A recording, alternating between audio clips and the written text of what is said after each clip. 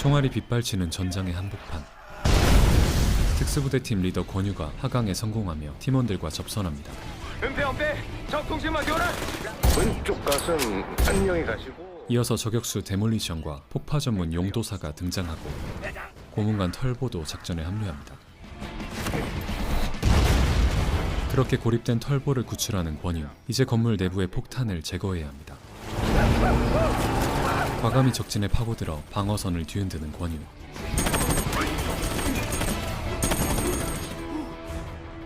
팔보 형님은 그냥 여기 있어. 대장, 우리도 들어왔어. 여기.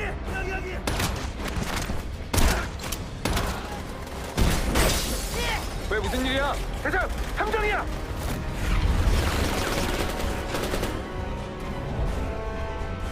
거의 다 왔어. 좀만 버텨. 하지만 자꾸 짐만 되는 털보. 대장, 서두르지 않으면 우리가 위험해져. 대장, 털보 형님은 가방이 없어. 털보를 포기하라는 팀원의 말에도 권유는 혼자서 적진 한복판으로 재진입하지만 홀로 모든 적을 처리하는 건 무리였습니다.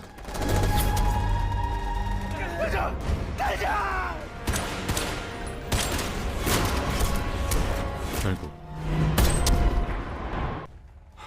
사실 이 모든 건 게임 속 상황이었습니다. 전 태권도 국가대표 현직 백수로 활동 중인 권유. 옆자리에서 그의 운명을 뒤바꿀 전화벨 소리가 들려옵니다. 여보세요. 제가 깜빡하고 폰을 놓고 와서요. 폰 좀 가져다 주시면 안 될까요? 내가 지금 얼마나 바쁜 사람. 할애할게요. 30만 원. PC방비도 없던 그에겐 마다할 이유가 없는 제안이었죠. 열린 문으로 조용히 들어가 보는데 계세요? 그리고 그곳엔 저 핸드폰 갖고 왔는데요. 거기 아무데나 두고 가시면 되는데 약속하신 사례비는 2층 침대 위에 올려놨어요. 그렇게 꽁으로 얻은 30만 원을 들고 핸드폰은 침대 위에 뒀어요. 기분 좋게 귀가에 꿀잠 자던 권유. 심상치 않은 소리에 잠에서 깨어나는데 권유의 몸은 피투성이에 알 수 없는 흉기까지 놓여 있었고 야, 감식반 불러. 그렇게 살인사건 용의자로 긴급 체포되는 주인공. 피해자의 DNA 그리고 흉기까지 모든 증거가 일치하는 상황. 엄마는 변호사를 찾아갑니다. 우리 애는요 절대 사람을 죽일 애가 아니에요. 네, 민천상 변호사입니다. 국선 변호사 맞습니다. 어머니 제 생각에는요 자백을 권하시는 게 좋을 것 같은데. 흉기와 모텔 문고리에 묻어있는 지문 등이 모두 권유와 일치합니다. 모든 상황이 그를 범인으로 지목하고 있었죠. 상황에 관한 일명 권유법을 대표 발의했습니다. 피고인을 무기징역에 처한다. 그렇게 하루아침에 강력범 수용소에 갇히게 된 남자. 나와 이씨, 안 비켜? 교도소 서열 1위 마덕수가 신입인 권유를 호출한 거죠. 끝까지 범행을 부인하는 권유를 교육하려는 마덕수. 선빵은 쳤지만 다굴은 장사 없었죠. 마덕수의 복수는 그걸로 끝이 아니었습니다. 지옥 같은 교도소에서 살아남기 위해 단련을 시작하는 주인공. 그러던 어느 날 홀로 찾아온 국선 변호사. 혼자 오셨어요? 엄마는요? 그때 교도관이 어머니의 사망 진단서를 건네고 이게 뭐예요? 갑작스런 충격으로 극단적인 선택을 했다는 어머니. 충격에 빠진 권유를 마덕수가 노리고 있습니다. 부하들이 교도관을 공격해 시간을 버는 사이 혼란 속에서 흉기를 꺼내드는 마덕수. 하지만 이런 상황이 올 걸 대비해둔 권유. 답 없는 상황에 냅다 자결을 시도하는 권유. 사실 이 모든 건 탈옥을 위한 권유의 계획이었습니다.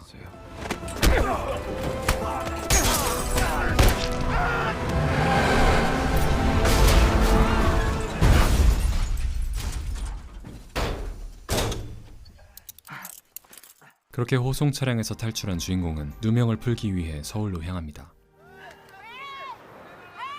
여행객의 고장난 자동차를 고쳐주고 동행하기로 하는 남자.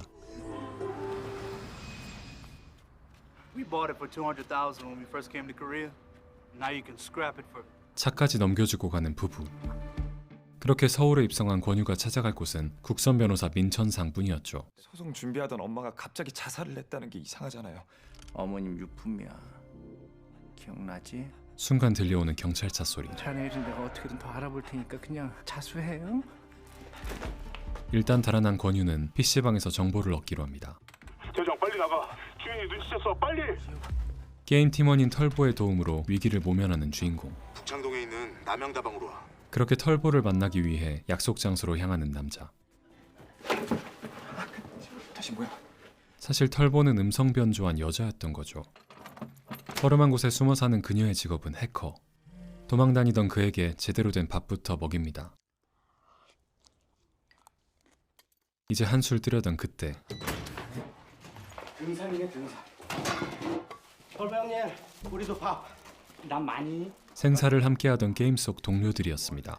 사실 우리도 털보 형님 어제 처음 만났어. 대장 탈옥했다는 뉴스 나오자마자 연락을 했더라고. 그러면은 다들 이게 여긴 용도사, 용산 AS계의 식물인간, 그리고 여긴 데몰리션.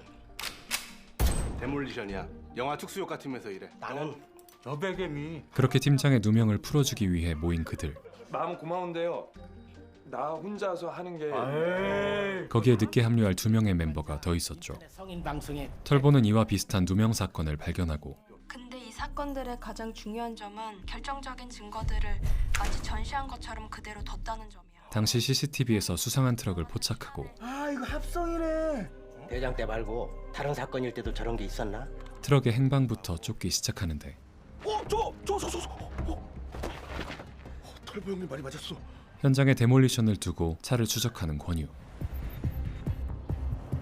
너무나 수상해 보이는 이들. 살인사건의 뒷정리를 하는 듯한 녀석들. 그때 대장 아까 그 아우디 다시 들어왔는데. 나간다. 트럭을 추적하는 데는 성공했지만 저 건물 외부인 접근 불가. 어떡하지? 인터넷을 차단하고 잠입을 시도합니다. 체크해 보겠습니다. 털보 형님 연결했다. 땡큐. 대장 1306호. 13층 클리어. 노준영이나? 그곳은 한 유명 배우의 집이었습니다. 그리고 첼로 케이스 안에는 유명 배우 노준영이 들어있었죠. 시체 배달한 거야? 대장 손님 올라간다. 집에 들어온 수상한 녀석들. 쟤네들 지금 뭐 하는 거야? 능숙하게 살인 증거를 조작하기 시작하는 녀석들.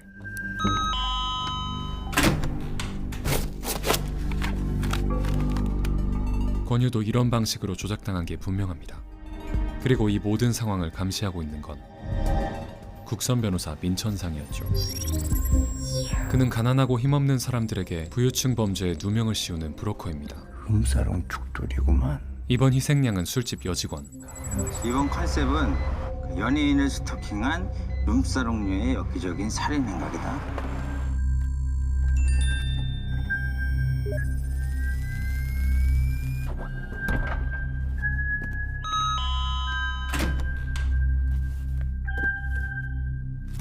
별장 소유주 알아봤는데 추상덕이라고 효신그룹 회장이야. 죽은 노준영은 추 회장의 딸과 스캔들이 있었고 퍼즐이 희한하게 맞아 들어간다. 이 여자 찾을 수 있겠어? 여기 찍혀있는 지문 보이지? 이 여자한테 놈들이 접근할 거야. 곧바로 지문을 추적하는 털보. 그들은 여자 주변에 도청 장치를 설치하고 여보세요? 살해할게요. 30만 왔어요. 그 여자야. 나한테 전화했었던 여자. 나 모텔로 유인할 때랑 같은 수법이야. 이 여자만 잡으면 돼. 여자에게 접근하는 권유. 하지만 너 노출됐다. 당분간 좀 쉬어. 하필 지금 말썽을 피우는 똥차. 꼼짝없이 경찰에게 포위된 그때 에이 강남방. 오랜만이다 이 씨발 새끼야. 마덕수가 그를 납치합니다. 내가 어떻게 방에서 나오는지 궁금하지? 그 사이 경찰도 접근하고 야 칼국과 입 찢어 입. 마덕수를 교도소에서 꺼내온 것도 민천상이었죠. 입을 쫙 찢고 아주 잘 묻어줄 테니까. 하지만 위기의 순간 진입하는 경찰. 그 사이를 틈타 도망치는 데 성공하는 권유.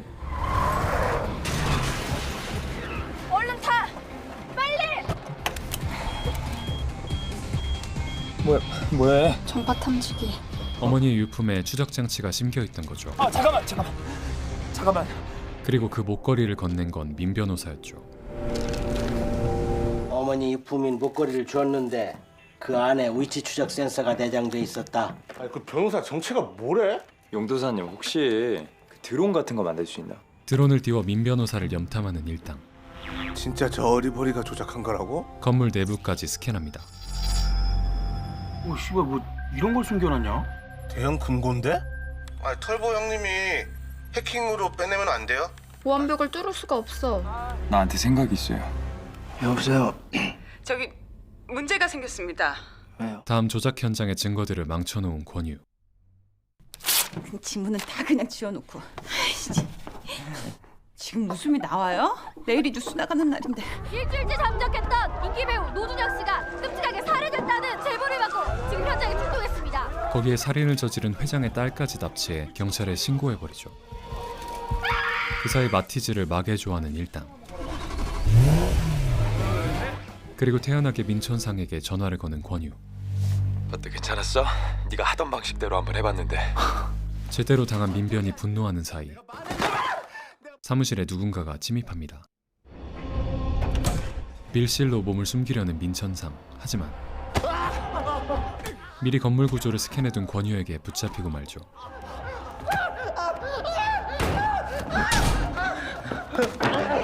천상을 제압하고 자신의 파일을 검색하는 권유. 이것 좀 읽어봐 주세요. 그 재밌지? 끝까지 보면 재밌는 거 되게 많은데. 어머니를 죽인 게 민 변호사라는 사실을 알게 된 권유. 네가 왜 이렇게 된지 알아? 다 부모 잘못 만나서 그런 거야. 그런데 궁지에 몰린 것 치곤 너무나 태연한 천상. 아 어쨌거나 시간 다 됐다. 순간 걸려오는 전화. 여보세요? 내 팀원들 손끝 하나 건드. 내가 15분 안에 전화 안 하면 마독수가 걔네 다 죽여버리라고 그랬다. 급하게 증거를 복사해보지만 15분 만에 옮기는 건 무리였고 가지고 한 30분 걸릴 거야. 데이터는 포기하고 팀원들에게 달려가지만 이미 팀원들은 마덕수의 손에 잡히고 말았죠. 얘들 왜 죽인지 알지? 어? 니들 중에 누구 먼저 보내줄까?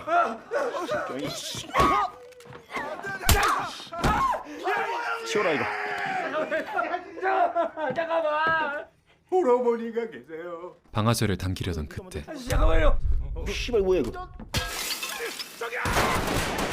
어둠에 숨어 한 놈씩 제압해 나가는 권유.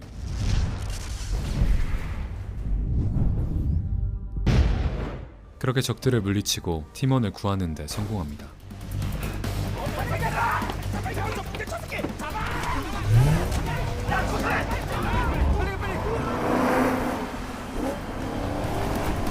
뒤에 쫓아!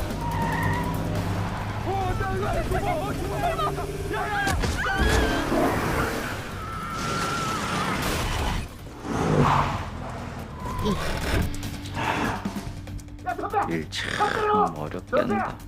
권유의 위치를 마덕수에게 전송한 민천상. 피코 잡는다 권유야 내가 너를. 그럼 나도 좀 도와줄까?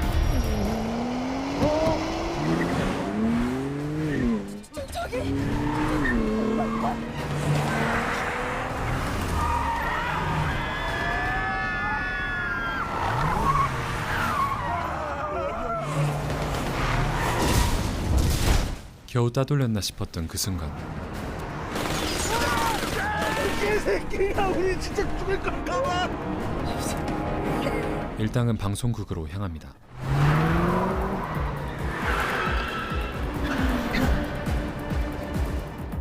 윤여울이가 내렸으니까 윤여울이를 잡아요. 그 여자애가 윤여울이야. 미리 짜놓은 계획대로 일사불란 움직이는 팀원들. 다들 내 말 들려? 대장. 대장. 대장. 이건 게임 아니야. 진짜로 위험해질 수도 있어. 자. 그놈들이 몰려온다. 자, 오케이. 내 조직션 준비됐지? 오늘도 후회 없이 싸우자. 라자! 가만히 있어. 용도사님 준비.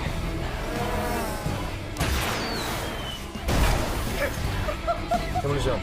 나 지나가면 바로 쏴. 다크나이트처럼 하면 되는 거 아니야? 어?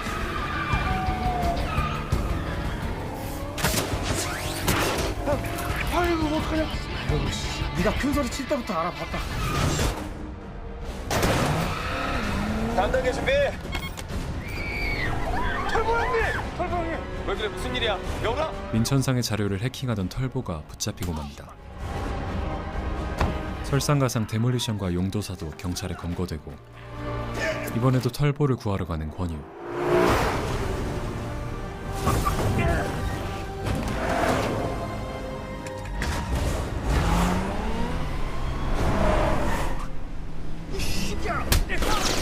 영훈아 넘어! 예, 좋았습니다!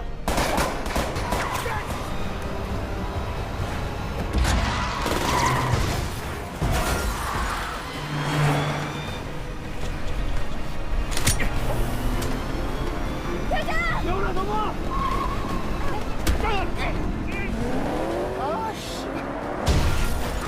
그렇게 마덕수까지 따돌린 주인공. 털보를 방송국에 내려주고 다시 움직입니다. 무슨 이유인지 추격 중인 경찰차를 줄줄이 달고 방송국으로 입성하는 주인공. 그리고 방송국 앞에서 보란듯이 자수를 하는데 기뻐하는 민천상의 컴퓨터가 이상합니다. 왜 안 되는 거야? 그 사이 진입하는 성인 방송 차량. 야 일어나, 다 왔어. 방송국 은폐 한 배 데리고 왔어. 대장 보고 싶었어. 또 지랄한다 또. 마지막 팀원인 성인 BJ 은폐와 엄폐가 도착한 거죠. 반가운 목소리네. 데이터는 다 빼냈나? 권유가 몰래 꽂아놓은 무선 전송 장치로 증거들이 전송되고 완벽하게. 모든 증거를 확보하는 주인공. 너만 잘하면 돼. 그만 좀 모아라. 하나 되겠다. 털보는 정규 방송을 차단하고 빼돌린 자료를 전국에 송출하기 시작합니다. 과거 권유의 강간 살인 사건의 진실은 무엇일까요? 중요한 일정 앞두시고 많이 심란하시겠어요. 뉴스 보셨죠? 권유 그놈 재판까지는 문제 없겠지. 얘들아 뭐 하는 거야 니들? 민천상의 악행이 비로소 세상에 드러납니다. 우리가 가지고 있는 자료는 경찰에 넘기기 전에 인터넷에 먼저 올릴 테니까 억울하게 당하신 분들은 많이 활용해 주세요. 내 핸드. 민천상, 네 핸들은 내가 뽑아왔어 병신아. 이상 섹시한 베이비 은폐였습니다. 오케이. 아 좋다. 그렇게 팀원의 도움으로 누명을 벗게 된 권유.